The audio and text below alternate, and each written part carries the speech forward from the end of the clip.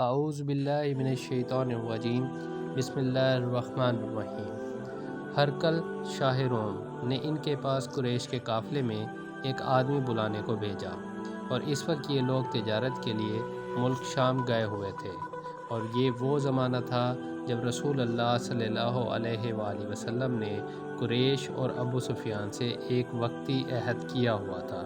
جب ابو سفیان اور دوسرے لوگ ہرقل کے پاس اہلیہ پہنچے، جہاں ہرقل نے دربار طلب کیا تھا، اس کے گرد روم کے بڑے بڑے لوگ، علماء، وزرائے امرا بیٹھے ہوئے تھے۔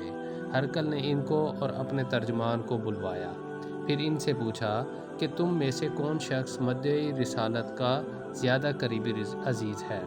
ابو سفیان کہتے ہیں کہ میں بول اٹھا کہ میں اس کا سب سے زیادہ قریبی رشتہ دار ہوں۔ یہ سن کر ہرقل نے حکم دیا کہ اس کو ابو سفیان کو میرے قریب لا کر بٹھاؤ اور اس کے ساتھیوں کو اس کی پیٹھ کے پیچھے بٹھا دو۔ پھر اپنے ترجمان سے کہا کہ ان لوگوں سے کہہ دو کہ میں ابو سفیان سے اس شخص کے یعنی محمد صلی اللہ علیہ وآلہ وسلم کے حالات پوچھتا ہوں۔ اگر یہ مجھ سے کسی بات میں جھوٹ بول دے تو تم اس کا جھوٹ ظاہر کر دینا۔ ابو سفیان کا قول ہے کہ خدا کی قسم، اگر مجھے یہ غیرت نہ آتی کہ یہ لوگ مجھ کو جھٹلائیں گے تو میں آپ صلی اللہ علیہ وآلہ وسلم کی نسبت ضرور غلط گوئی سے کام لیتا۔ خیر، پہلی بات جو ہرقل نے مجھ سے پوچھی وہ یہ کہ اس شخص کا خاندان تم لوگوں میں کیسا ہے؟ میں نے کہا وہ تو بڑے اونچے اعلیٰ نسب والے ہیں۔ کہنے لگا اس سے پہلے بھی کسی نے تم لوگوں میں ایسی بات کہی تھی؟ میں نے کہا نہیں۔ کہنے لگا اچھا، ان کے بڑوں میں کوئی بادشاہ ہوا ہے؟ میں نے کہا نہیں۔ پھر اس نے کہا بڑے لوگوں نے اس کی پیروی اختیار کی ہے یا کمزوروں نے؟ میں نے کہا نہیں، کمزوروں نے۔ پھر کہنے لگا اس کے تابع دار روز بڑھ جاتے ہیں یا کوئی ساتھی پھر بھی جاتا ہے؟ میں نے کہا نہیں۔ کہنے لگا کیا اپنے اس دعوی نبوت سے پہلے کبھی کسی بھی موقع پر اس نے جھوٹ بولا ہے؟ میں نے کہا نہیں، اور اب ہماری اس سے صلح کی ایک مقررہ مدت ٹھہری ہوئی ہے، معلوم نہیں وہ اس میں کیا کرنے والا ہے۔ ابو سفیان کہتے ہیں میں اس بات کے سوا اور کوئی جھوٹ اس گفتگو میں شامل نہ کر سکا۔ ہرقل نے کہا کیا تمہاری اس سے کبھی لڑائی بھی ہوتی ہے؟ ہم نے کہا ہاں۔ بولا پھر تمہاری اور اس کی جنگ کا کیا حال ہوتا ہے؟ میں نے کہا لڑائی ڈول کی طرح ہے، کبھی وہ ہم سے میدان جنگ جیت لیتے ہیں اور کبھی ہم ان سے جیت لیتے ہیں۔ ہرقل نے پوچھا وہ تمہیں کس بات کا حکم دیتا ہے؟ میں نے کہا وہ کہتا ہے کہ صرف ایک اللہ ہی کی عبادت کرو، اس کا کسی کو شریک نہ بناؤ، اور اپنے باپ دادا کی شرک کی باتیں چھوڑ دو، اور ہمیں نماز پڑھنے، سچ بولنے، پرہیزگاری اور صلہ رحمی کا حکم دیتا ہے۔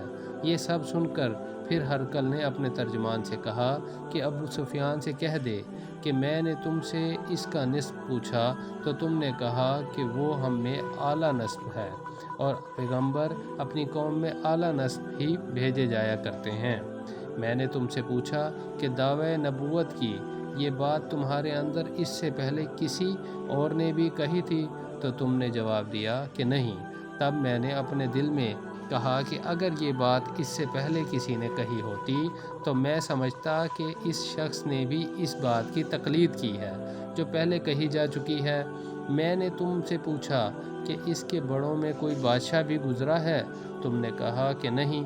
تو میں نے دل میں کہا کہ ان کے بزرگوں میں سے کوئی بادشاہ ہوا ہوگا تو کہہ دوں گا کہ وہ شخص اس بہانہ اپنے آباء و اجداد کی بادشاہت اور ان کا ملک دوبارہ حاصل کرنا چاہتا ہے۔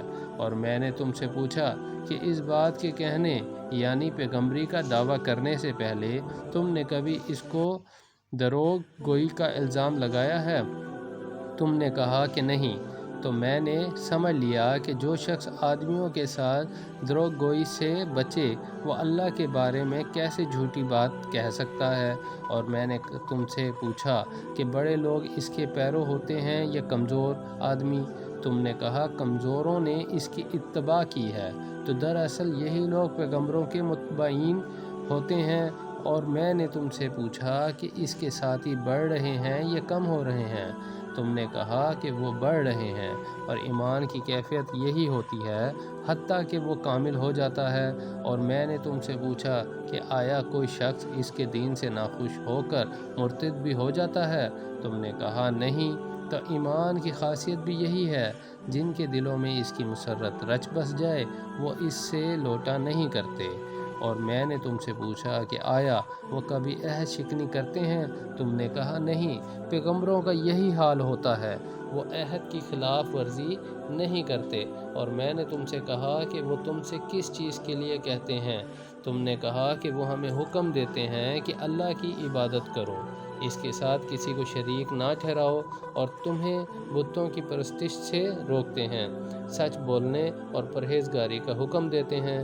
لہٰذا اگر یہ باتیں جو تم کہہ رہے ہو سچ ہیں تو عن قریب وہ اس جگہ کا مالک ہو جائے گا جہاں میرے یہ دونوں پاؤں ہیں۔ مجھے معلوم تھا کہ وہ پیغمبر آنے والا ہے، مگر مجھے یہ معلوم نہیں تھا کہ وہ تمہارے اندر ہوگا۔ اگر میں جانتا کہ اس تک پہنچ سکوں گا تو اس سے ملنے کے لیے ہر تکلیف گوارا کرتا۔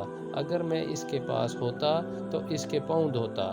ہرقل نے رسول اللہ صلی اللہ علیہ وآلہ وسلم کا وہ خط منگایا جو آپ نے دحیہ کلبی رضی اللہ عنہ کے ذریعے حاکم بصرہ کے پاس بھیجا تھا، اور اس نے وہ ہرقل کے پاس بھیج دیا تھا۔ پھر اس کو پڑھا تو اس میں لکھا تھا، اللہ کے نام کے ساتھ جو نہایت مہربان اور رحم والا ہے۔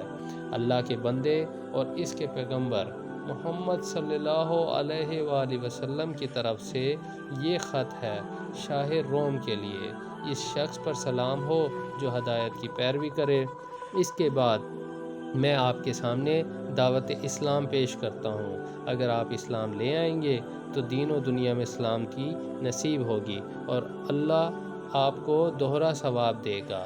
اور اگر آپ میری دعوت سے روگردانی کریں گے تو آپ کی رعایا کا گناہ بھی آپ ہی پر ہوگا۔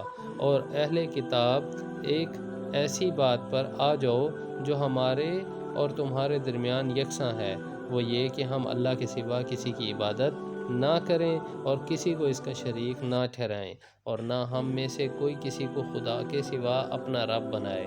پھر اگر وہ اہل کتاب اس بات سے منہ پھیر لیں تو مسلمانوں تم ان سے کہہ دو کہ تم مانو یا نہ مانو، ہم تو ایک خدا کے لیے اطاعت گزار ہیں۔ ابو سفیان کہتے ہیں جب ہرقل نے جو کچھ کہنا تھا کہہ دیا اور خط پڑھ کر فارغ ہوا تو اس کے ارد گرد بہت شور و غوغا ہوا، بہت سی آوازیں اٹھیں اور ہمیں باہر نکال دیا گیا۔ تب میں نے اپنے ساتھیوں سے کہا کہ ابو کبشہ کے بیٹے حضرت صلی اللہ علیہ وآلہ وسلم کا معاملہ تو بہت بڑھ گیا، دیکھو تو اس سے بنی اصفر روم کا بادشاہ بھی ڈرتا ہے۔ مجھے اس وقت سے اس بات کا یقین ہو گیا کہ حضور صلی اللہ علیہ وآلہ وسلم عن قریب غالب ہو کر رہیں گے، حتیٰ کہ اللہ نے مجھے مسلمان کر دیا۔ راوی کا بیان ہے کہ ابن ناطور ایلیا کا حاکم ہرقل کا مصاحب اور شام کے نصارہ کا لاٹ پادری بیان کرتا تھا کہ ہرقل جب ایلیا آیا ایک دن صبح کو پریشان اٹھا تو اس کے درباریوں نے دریافت کیا کہ آج ہم آپ کی حالت بدلی ہوئی پاتے ہیں، کیا وجہ ہے؟ ابن ناطور کا بیان ہے کہ ہرقل نجومی تھا، علم نجوم میں وہ پوری مہارت رکھتا تھا۔ اس نے اپنے ہم نشینیوں کو بتایا کہ میں نے آج رات ستاروں پر نظر ڈالی تو دیکھا کہ ختنہ کرنے والوں کا بادشاہ ہمارے ملک پر غالب آ گیا ہے، بھلا اس زمانے میں کون لوگ ختنہ کرتے ہیں؟ انہوں نے کہا کہ یہود کے سوا کوئی ختنہ نہیں کرتا، سو ان کی وجہ سے پریشان نہ ہوں۔ سلطنت کے تمام شہروں میں یہ حکم لکھ بھیجیے کہ وہاں جتنے یہودی ہوں سب قتل کر دیے جائیں۔ وہ لوگ انہی باتوں میں مشغول تھے کہ ہرقل کے پاس ایک آدمی لایا گیا جسے شاہ غسان نے بھیجا تھا۔ اس نے رسول اللہ صلی اللہ علیہ وآلہ وسلم کے حالات بیان کیے۔ جب ہرقل نے سارے حالات سن لیے تو کہا کہ جا کر دیکھو وہ ختنہ کیے ہوئے ہے یا نہیں۔ انہوں نے اسے دیکھا تو بتلایا کہ وہ ختنہ کیا ہوا ہے۔ ہرقل نے جب اس شخص سے عرب کے بارے میں پوچھا تو اس نے بتلایا کہ وہ ختنہ کرتے ہیں۔ تب ہرقل نے کہا کہ یہی محمد صلی اللہ علیہ وآلہ وسلم اس امت کے بادشاہ ہیں جو پیدا ہو چکے ہیں۔ پھر اس نے اپنے ایک دوست کو رومیہ خط لکھا اور وہ بھی علم نجوم میں ہرقل کی طرح ماہر تھا۔ پھر وہاں سے ہرقل حمص چلا گیا۔ ابھی حمص سے نکلا نہیں تھا کہ اس کے دوست کا خط اس کے جواب میں آ گیا۔ اس کی رائے بھی حضور صلی اللہ علیہ وآلہ وسلم کے ظہور کے بارے میں ہرقل کے موافق تھی کہ محمد صلی اللہ علیہ وآلہ وسلم اللہ کے پیغمبر ہیں۔ اس کے بعد ہرقل نے روم کے بڑے آدمیوں کو اپنے حمص کے محل میں طلب کیا اور اس کے حکم سے محل کے دروازے بند کر لیے گئے۔ پھر وہ اپنے خاص محل سے باہر آیا اور کہا، اے روم والو، کیا ہدایت اور کامیابی میں کچھ حصہ تمہارے لیے بھی ہے؟ اگر تم اپنی سلطنت کی بقا چاہتے ہو تو پھر اس نبی صلی اللہ علیہ وآلہ وسلم کی بیعت کر لو اور مسلمان ہو جاؤ۔ یہ سننا تھا کہ پھر وہ لوگ وحشی گدھوں کی طرح دروازوں کی طرف دوڑے مگر انہیں بند پایا۔ آخر جب ہرقل نے اس بات سے ان کی یہ نفرت دیکھی اور ان کے ایمان لانے سے مایوس ہو گیا تو کہنے لگا کہ ان لوگوں کو میرے پاس لاؤ۔ جب وہ دوبارہ آئے تو ان سے کہا، میں نے جو بات کہی تھی اس سے تمہاری دینی پختگی کی آزمائش مقصود تھی، سو وہ میں نے دیکھ لی۔ تب یہ بات سن کر وہ سب کے سب اس کے سامنے سجدے میں گر پڑے اور اس سے خوش ہو گئے۔ بالآخر ہرقل کی آخری حالت یہ ہی رہی۔ صحیح بخاری حدیث نمبر 7۔